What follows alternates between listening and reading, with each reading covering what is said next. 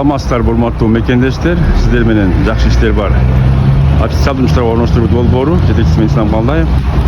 Урматтуу мекендештер, сиздер көрүп тургандай эле биз Бишкек шаарынын Моссовет көчөлөрүндөбүз. Бул жолку да биз сиздерге жакшы кабарлар айтмакчыбыз. Сиздер көрүп тургандай эле рубль курсу көтөрүлүп баштады. Урматтуу мекендештер.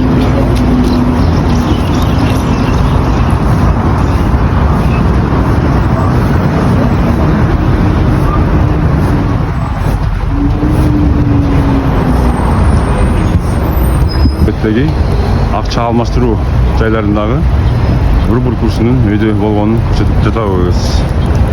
Сиздер көрүп тургандай эле рубль 88 тыйынга көтөрүлүп калды сомго. Караштуу.